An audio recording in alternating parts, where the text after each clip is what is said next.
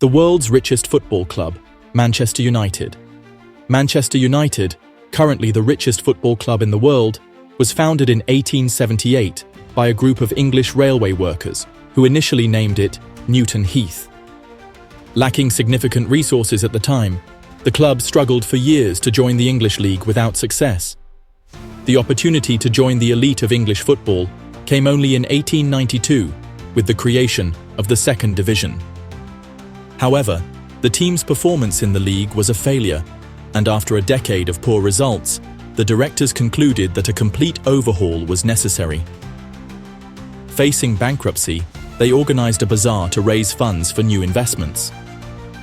Despite everyone's efforts, the bazaar was a fiasco, barely covering the event's venue rental. But the club's fortunes took an unexpected turn. Harry Stafford, the team captain, brought his St. Bernard dog to the bazaar. The dog, with a box tied to its collar, helped collect donations. The 1920s and 1930s were tough decades for the club, which oscillated between the first and second divisions without much success. When World War II broke out in 1939, all football championships in England were suspended and resumed only in 1946. The war left its mark on the club. In March 1941, Old Trafford Stadium was left in ruins following a devastating air raid. Due to reconstruction efforts, the club only returned to Old Trafford 8 years later. On the 6th of February 1958, as Manchester United was returning to England after a match against Red Star Belgrade, tragedy struck. The team had secured a 3-3 draw against the Yugoslavian side, qualifying for the semi-finals of the European Cup. However, there was no time for celebration. Witnesses reported heavy snowfall during the journey.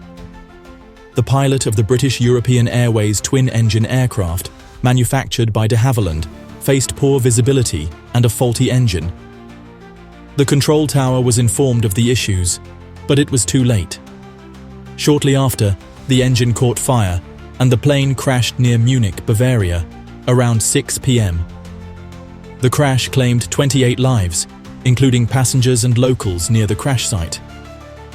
The Manchester delegation included the sports director, team secretary, 11 journalists, and 17 players.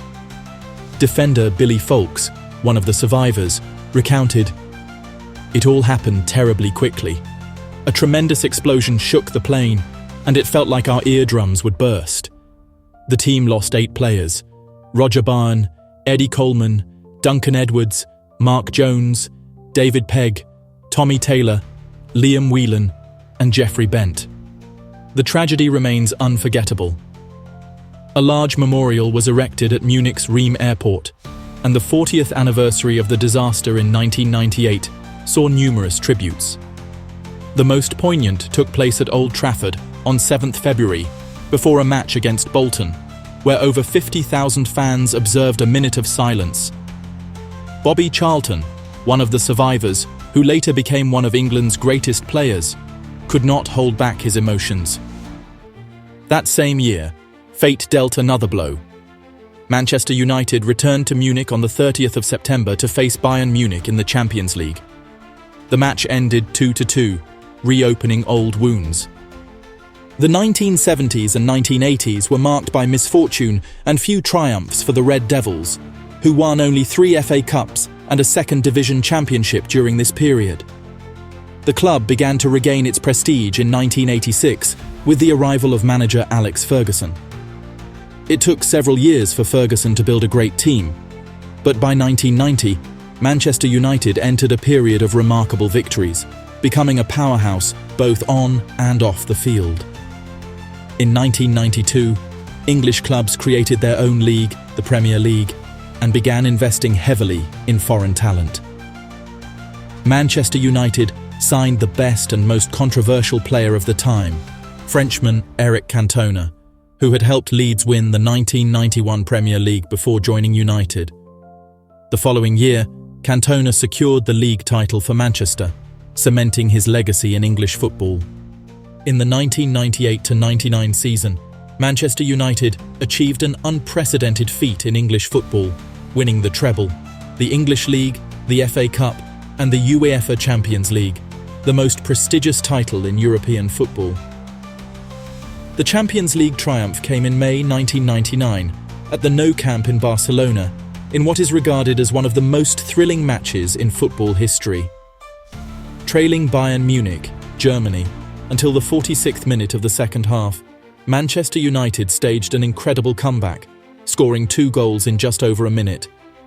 Teddy Sheringham and Ole Gunnar Solskjaer netted the goals that brought the European trophy back to Old Trafford after 30 years. This match also marked the farewell of legendary Danish goalkeeper Peter Schmeichel, the Great Dane, who had served Manchester United for 9 years before moving to Sporting Lisbon. On 30 November 1999, Manchester United faced Palmeiras in the Intercontinental Cup, a title no English club had ever won. United triumphed 1-0 with a goal by Irish captain Roy Keane in the 35th minute, capping off a stellar season. In addition to the Intercontinental Cup, the Red Devils had won the Champions League, the English League, and the FA Cup. In 2000, Manchester United was one of the founding members of the G14. Despite finishing third in 2002, the club won the English Championship in the following season, their 8th title in 11 years. In subsequent years, the team only managed to win the FA Cup. However, Ferguson rebuilt the squad, signing Wayne Rooney and Rio Ferdinand, and gambling on a young, unknown player, Cristiano Ronaldo. Club legend Roy Keane left in 2005 to join Celtic, and the team failed to qualify for the Champions League for the first time in over a decade. Nonetheless, they won the League Cup in 2006, defeating Wigan 4-0. Following a dispute with Ferguson, Ruud van Nistelrooy departed for Real Madrid. And what do you think? Leave your opinion in the comments. Like, comment, share, and don't forget to subscribe to the channel. See you later.